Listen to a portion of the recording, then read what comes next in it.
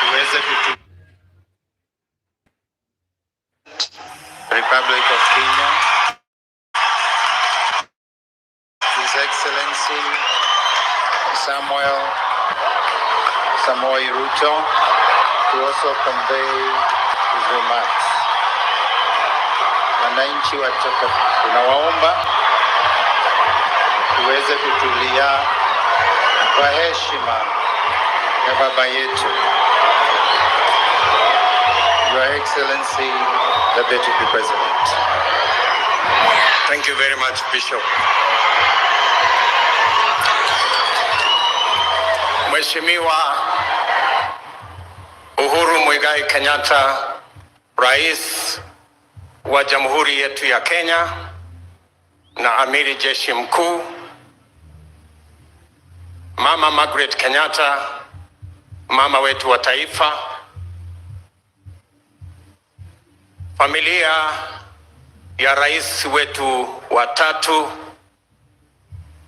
Judy na familia yako, Jimmy na familia yako, David na familia yako, Anthony na familia yako, pamoja na extended family ya mzee wetu baba wa taifa wa tatu, mzee Mwai Kibaki. Your graces and your lordships, bishops, ndugu viongozi wote wenzangu walio hapa, arata Mwai wa Kibaki Moriega,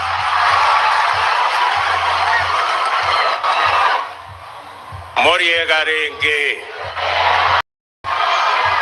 Mwathani agocwo, Ngai no mwega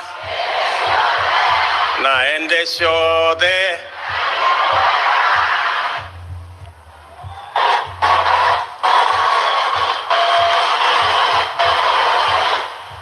Mheshimiwa Rais, tumekuja hapa wewe ukituongoza kama kiongozi wetu wa taifa, tuje tufariji familia ya rais wetu wa tatu. Mheshimiwa Mwai Kibaki alikuwa baba wa taifa na alikuwa baba ya watu wengi mbali na familia yake. And in a very special way, I want to thank the Mwai Kibaki family for agreeing to share your father with the rest of us who came to know him. We are truly grateful. Mwai Kibaki was a father to you, but he also became a father to many other Kenyans. We have come here to mourn his demise, but to also celebrate him as a father of the nation of Kenya. Nguri and Othaya, thank you very much for bringing up a great Kenyan who today we are celebrating.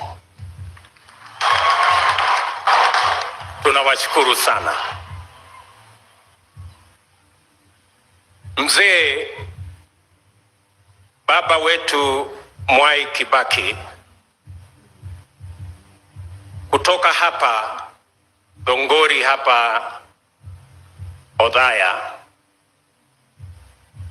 katika kijiji ambacho ni kama ile ya Bethlehemu ya Yesu ambaye haikuwa inajulikana sana, lakini he accomplished many things.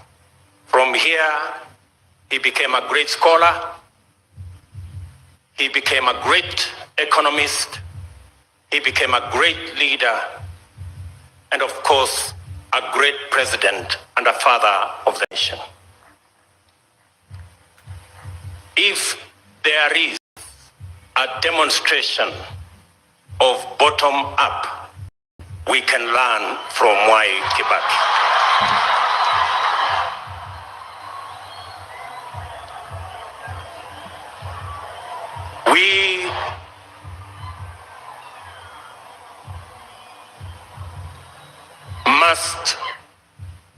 inspired by President Mwai Kibaki, we must keep the doors of opportunity for many more children in this village and in other villages of Kenya, inspired by Mwai Kibaki, that they too can be great in their nation if they work hard and if they pray.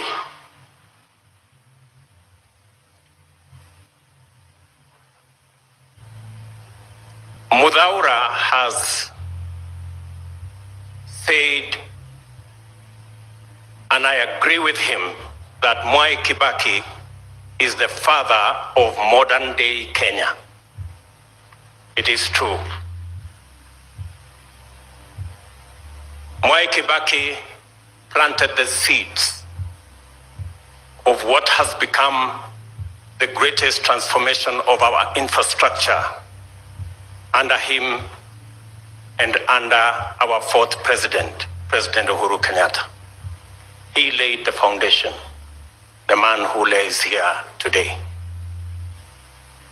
And even as he thought about big infrastructure projects, Mwai Kibaki did not forget the ordinary people. He did not forget.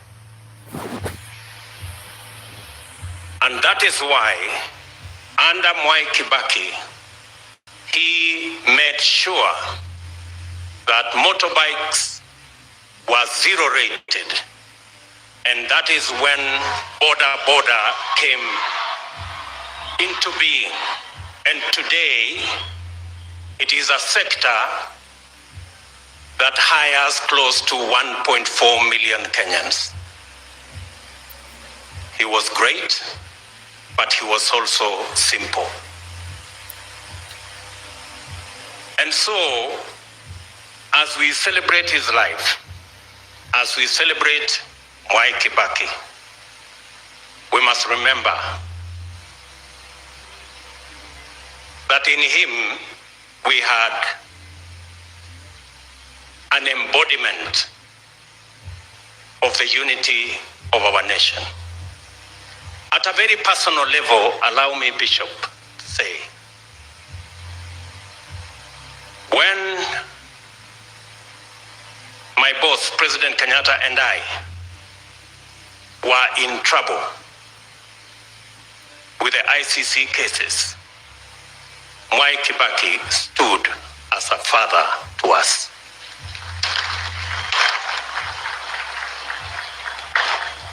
At a very personal level again, when I became his Minister for Agriculture, and me and my peers, Romano Kiome, went to see him about the challenges we were having in fertilizer, which had gone up to about 5,000 shillings a 50-kilogram bag.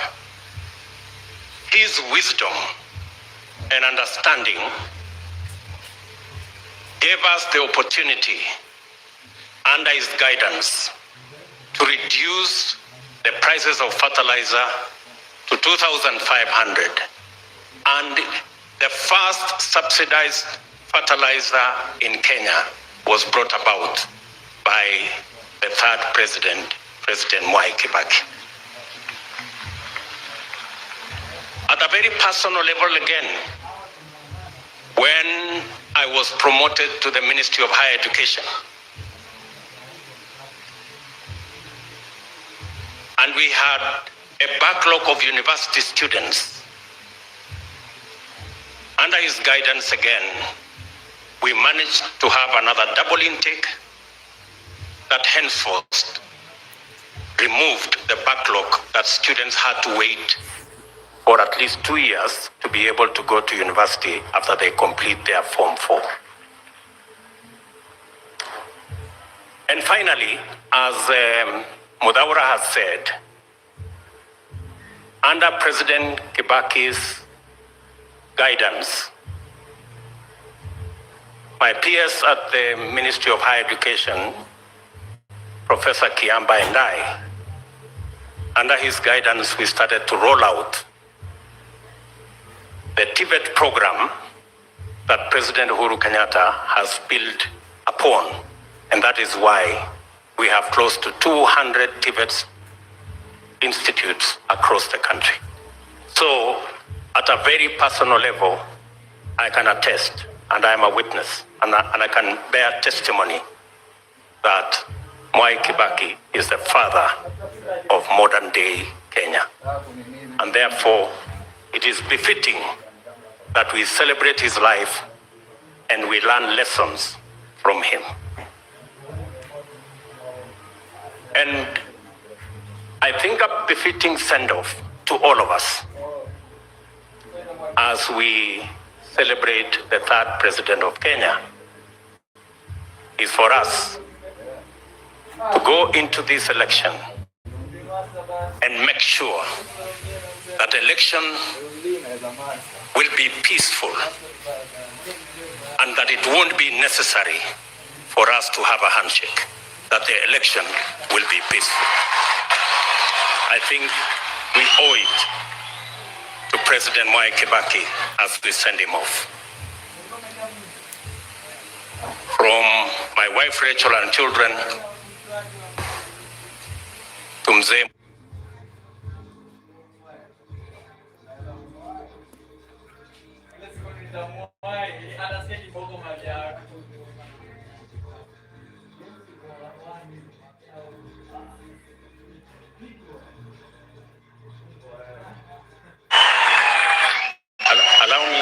Allow me one minute, Bishop.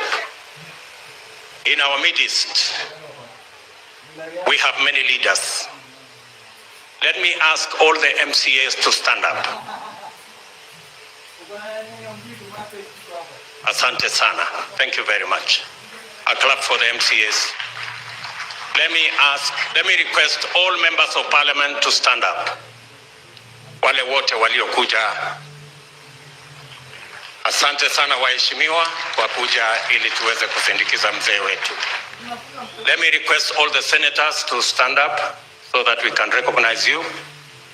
Thank you very much. Those are our senators who came to bid farewell.